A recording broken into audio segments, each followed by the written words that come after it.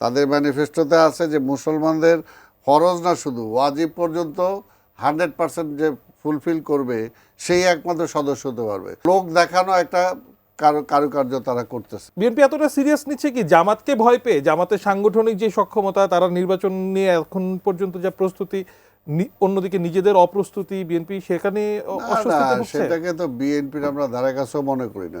সারা বাংলাদেশে আমাদের সাংগঠনিক যে অবস্থা, না বিএনপি ভয় পাচ্ছে। শুনেন, এই যে জামাত যখন হিন্দু সমাবেশ করছে এবং বলছে যে আগে হিন্দুরা নৌকায় ভোট দিত, এখন তারা দাঁড়িপাল্লায় ভোট দিবে, তো বিএনপি ভয় পাবে না? না সেটাই, মানে ইনক্লুসিভ সোসাইটি জামাতের হাত দিয়ে হচ্ছে, বিএনপি কিছু করতে পারছে না। না না, এটা রাজনীতিটা কোথায় নিয়ে গেছে জামাত, সেটা মানে তার কথার মধ্যে দিয়ে কিন্তু আজকে প্রমাণ হলো। অর্থাৎ আজকে হিন্দুদেরকে নিয়ে তারা করতে, আমি এই জন্য প্রশ্ন করতে চাই যে কোনো হিন্দু ধর্মাবলম্বী কি মানে জামাতের সেক্রেটারি জেনারেল বা ওই শুরার সদস্য হতে পারবে?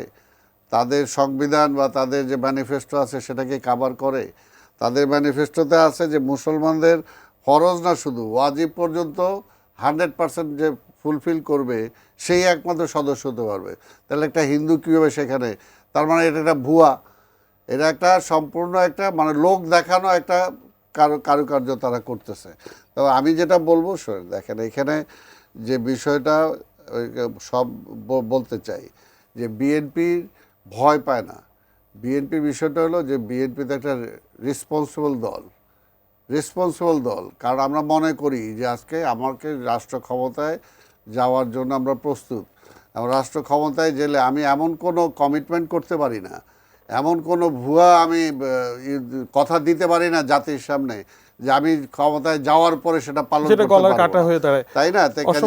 কাজে বিএনপি তো অন্যদের মতো সেটা বলতে পারে না। অন্যরা যেমন বললাম না আজকে এইটা বলেন, এটাকে তারা যেভাবে করতেছে হিন্দুদের এই বিষয়টা নিয়ে, এটা কি তাদের কোথাও কোনো কভার করে? সেই দায়বোধের চিন্তাটাও বিএনপিকে করতে হচ্ছে। আমরা তো জানি যে যদি সালাম ভাই হিন্দুরা কি ভোটার না? না, ভোটার ঠিক আছে, কিন্তু বলতেছে তার দলের মেম্বারশিপ সে দিবে কিনা। আমরা বলতেছে যে এই আলোচনা, আমার মনে হয় আলোচনা নতুন একটা খোরাক আমরা পেলাম। পরবর্তী আরো একদিন আমি আপনাকে বলি,